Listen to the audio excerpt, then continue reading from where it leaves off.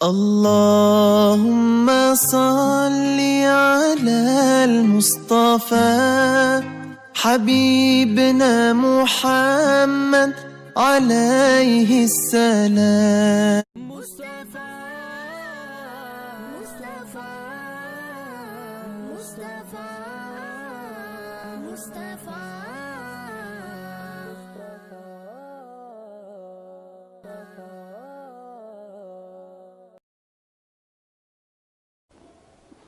ناظرین، صفا on line کے خاص پروگرام روبرو میں آپ کا استقبال ہے. میں ہوں منور سلطان اور آپ کے روبرو ہیں ایک اہم شخصیت، مشہور فقیہ اور مختلف اہم فقہی کتابوں کے مصنف مولانا خالد سیف اللہ رحمانی صاحب.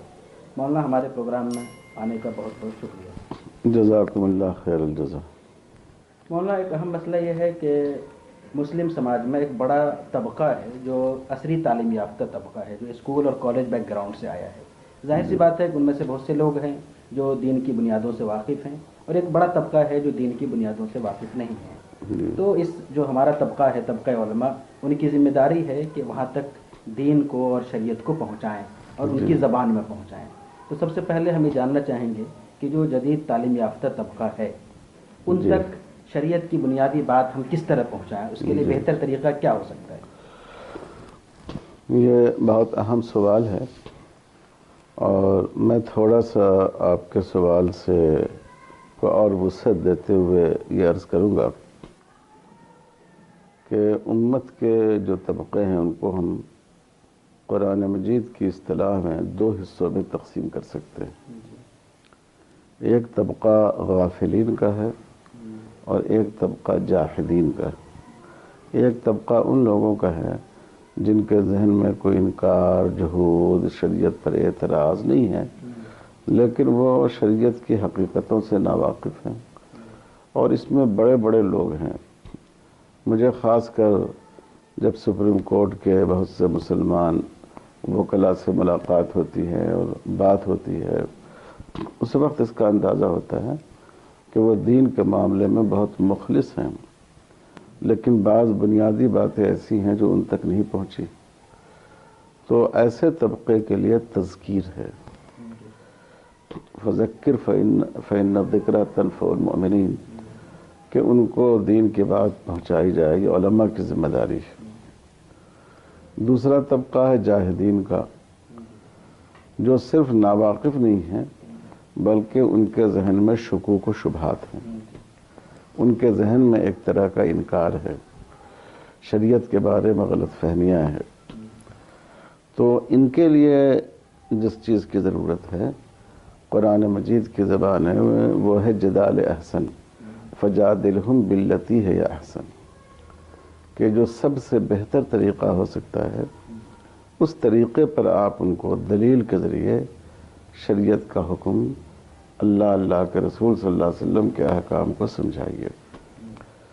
تو علماء کو اس ذمہ داری کو انجام دینا چاہیے، اور امت کے دوسرے جو طبقات ہیں، عوام ہیں، پڑھے لکھے لوگ ہیں، ان کے اندر بھی یہ جذبہ ہونا چاہیے کہ وہ خود شریعت کو سمجھنے کی طرف آگے بڑھیں، اور اگر کوئی غلط فہمی ہو تو یوں ہی آپس میں اس پر قیل و قال کرنے کے بجائے، نقد و جرح کرنے کے بجائے جو معتبر علماء ہیں ان سے دریافت کریں. آپ نے جو بات کہی کہ کیسے ان تک اس بات کو پہنچایا جائے، دیکھیے پہنچانے کا ذریعہ ایک تو پروگرام ہے، سیمینار ہے، سمپوزیم ہے. ایک طریقہ کتابیں ہیں، تحریریں اور مقالات ہیں.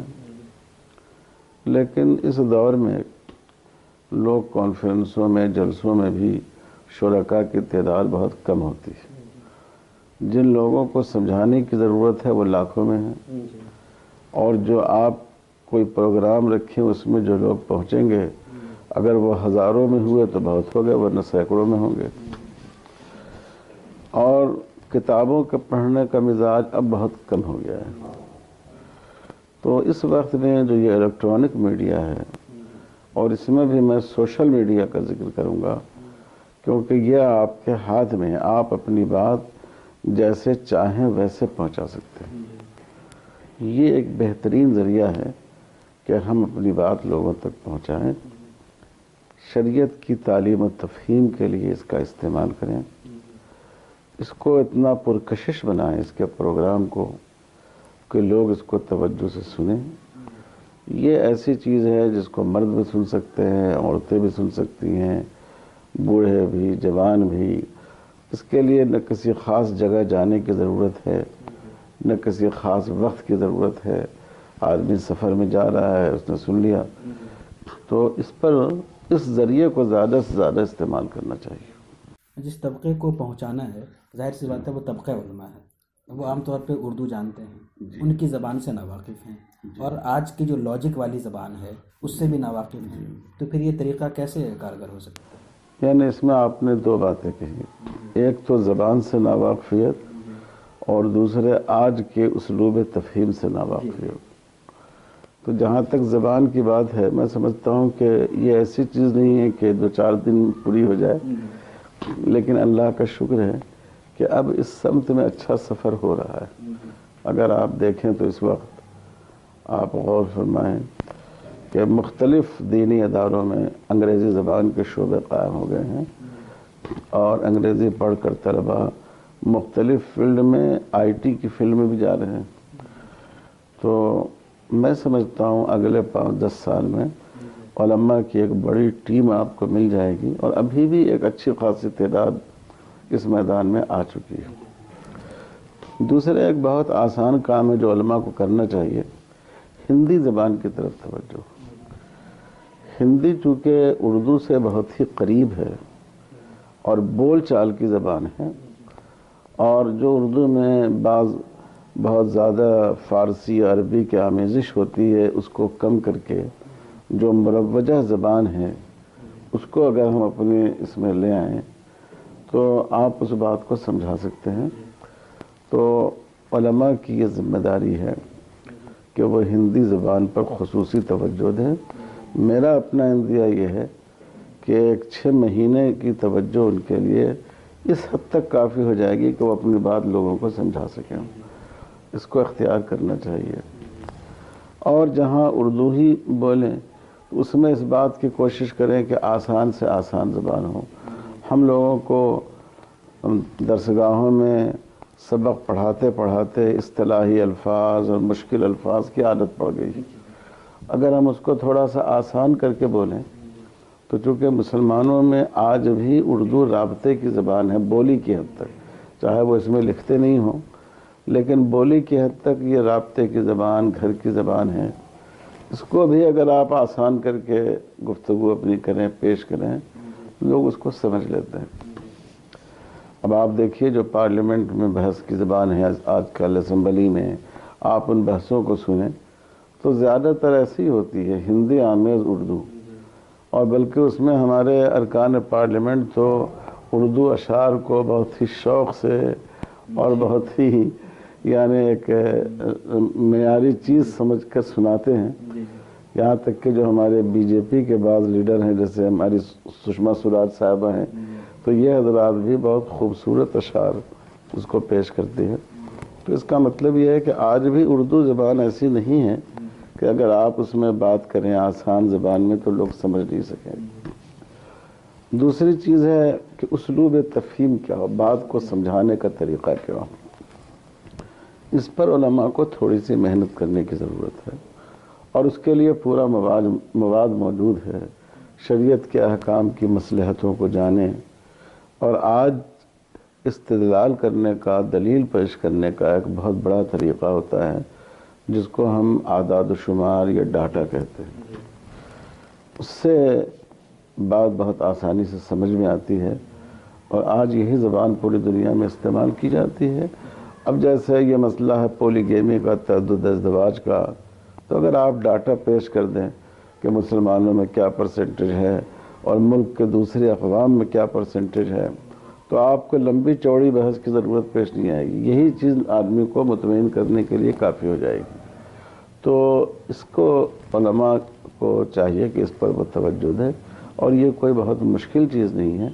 تھوڑے مطالعے سے اور تھوڑی تیاری سے وہ اس انداز پر لوگوں کو اپنی بات سمجھا سکتے ہیں۔ ہم جو بات کر رہے تھے کہ جو عصری تعلیم یافتہ طبقہ ہے اور دینی طبقہ ہے، جی تو اس وقت جو عملی پوزیشن ہے وہ یہ کہ ان دونوں کے درمیان ایک دوری پائی جاتی ہے، جی ادھر سے بھی کھنچاؤ ہے، ادھر سے بھی کھنچاؤ جی ہے، جی وہ بھی ہچکچاتے ہیں اور ادھر سے بھی ہے، جی تو یہ جو خلیج ہے اس کو کیسے پاٹا جائے؟ یہ بہت اہم سوال ہے آپ کا۔ ہندوستان میں تو اصل میں یہ خلیج پیدا ہوئی انگریزوں کے آنے کے بعد، اور علی گڑھ کا قیام عمل میں آیا اور دیوبند کا قیام عمل میں آیا، تو جب تک مغل دور تھا ایک ہی تعلیمی ادارہ ہوتا تھا، اسی میں دینی تعلیم بھی ہوتی تھی، عصری تعلیم بھی ہوتی تھی۔ انگریزوں نے جب اس ملک میں قبضہ کیا اس ملک پر، تو انہوں نے ایک ایسا تعلیمی نظام بنایا جس سے مسلمانوں کی دینی تعلیم کو ہٹا دیا۔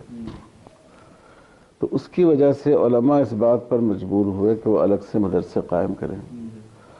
وہ اس بات پر قادر نہیں تھے کہ اس زمانے کے حالات کے اعتبار سے کہ وہ ایک مکمل ایسی یونیورسٹی قائم کریں جس میں دونوں شعبوں کی تمام تعلیم ہو، اور اس وقت ان کے ذہن میں یہ بات تھی کہ ابھی فوری طور پر تو مسلمانوں کے دین و ایمان کو بچانے کی ضرورت ہے، اس لیے ایک گروہ اس کے لیے تیار کیا جائے۔ تو اس لیے انہوں نے ایسے مدارس قائم کیے جو دینی تعلیم کے لیے مخصوص تھے۔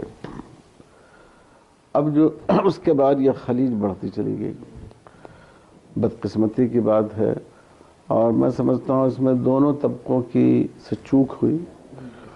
کچھ تو جو لوگ جدید تعلیم یافتہ تھے انہوں نے مغرب کے علوم کو لینے کے ساتھ ساتھ ان کی ثقافت کو قبول کرنا شروع کیا، اور ہمارا جو طبقہ تھا اس نے بھی ان سے بھی چوک ہوئی کہ ہم نے بھی دونوں میں فرق نہیں کیا کہ ہمیں نفرت ہونی چاہیے ان کی ثقافت سے، ان کے علوم اور ٹیکنالوجی سے ہمیں دور نہیں ہونا چاہیے، اور یہ بھی سمجھنا چاہیے کہ ان میں سارے لوگ برے نہیں ہوں گے، بہت سے لوگ اسلام کے لیے مخلص ہیں، ہمیں ان کو اپنانا، ان کو سمجھانا چاہیے۔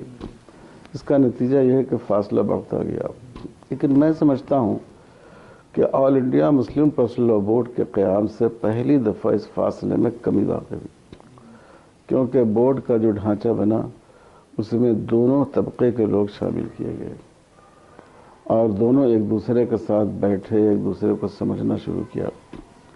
چنانچہ آپ دیکھیں بورڈ کے قیام کے بعد مختلف تنظیموں میں ایسی تنظیمیں قائم ہوئیں جس میں دونوں حلقے کے لوگ شامل ہیں، جیسے آل انڈیا ملی کونسل قائم ہوئی، جیسے آپ سے کہا جائے کہ مجلس مشاورت کی تجدید ہوئی، جیسے میں آپ سے عرض کروں کہ اسلامک فقہ اکیڈمی جو خالص فقہی ادارہ ہے، اس ادارے میں بھی آپ دیکھیں کہ جو ہمارے مذہبین ہوتے ہیں اس میں علماء بھی ہوتے ہیں، جدید تعلیم یافتہ حضرات بھی ہوتے ہیں، تو یہ کیفیت شروع ہوئی، اس میں قربت پیدا ہوئی، اور آج اتنی زیادہ دوری نہیں ہے جتنی دوری آج سے 100 سال پہلے تھی۔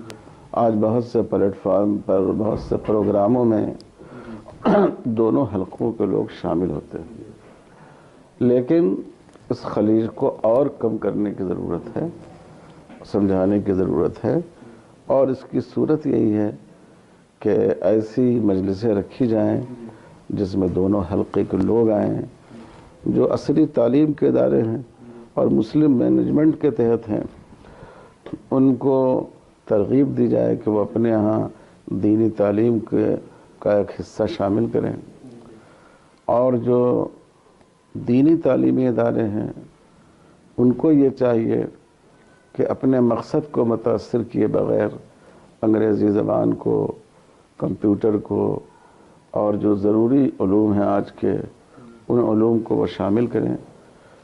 ایسا بھی نہ ہو کہ اپنا مقصد متاثر ہو جائے لیکن اپنے مقصد اور روح کو متاثر کیے بغیر ان علوم کو شامل کریں، تو اس طرح یہ خلیج ہماری ختم ہو سکتی ہے، اس کو پاٹا جا سکتا ہے۔ کیا ایسا محسوس نہیں ہوتا کہ اس سمت خاص طور پہ آج کے زمانے میں توجہ دینے کی ضرورت ہے، اس کو بار بار موضوع بنانے کی ضرورت ہے؟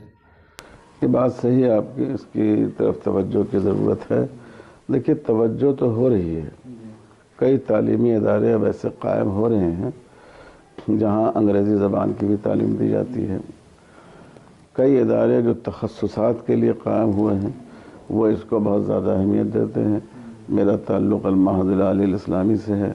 وہاں ہم لوگ انگریزی زبان بھی پڑھاتے ہیں، کمپیوٹر پڑھاتے ہیں، دستور ہند پڑھاتے ہیں، جغرافی پڑھاتے ہیں، معاشیات کی مبادیات پر کوئی کتاب پڑھاتے ہیں، محاضرات کے ذریعے اس کمی کو پورا کرتے ہیں. تو توجہ ہو رہی ہے اور بڑے اداروں میں بھی ہو رہی ہے. لیکن جو چیز آج شروع ہوئی ہے اس کا نتیجہ فوری ظاہر نہیں ہوتا ہے. تعلیم کے ذریعے جو چیز آتی ہے اس کے نتیجے کے ظاہر ہونے میں ایک نسل کو گزرنا ہوتا ہے، اور کہا جاتا ہے کہ 20 سال میں گویا ایک نسل تشکیل پاتی ہے. اس کا اثر انشاءاللہ مستقبل میں ظاہر ہوگا. بہت بہت شکریہ. ناظرین، آپ دیکھ رہے تھے صفا آن لائن کا خصوصی پروگرام روبرو، اور آج ہمارے ساتھ گفتگو کے لیے موجود تھے مولانا خالد سیف اللہ رحمانی، سیکریٹری آل انڈیا پرسنل لا بورڈ و جنرل سیکریٹری اسلامک فقہ اکیڈمی انڈیا. اگر آج کے پروگرام کے بارے میں آپ کے ذہن میں کوئی بھی سوال ہو تو آپ ہمیں ضرور بھیجیے، انشاءاللہ ہم اس کا جواب ضرور دیں گے. بہت بہت شکریہ. جزاک اللہ.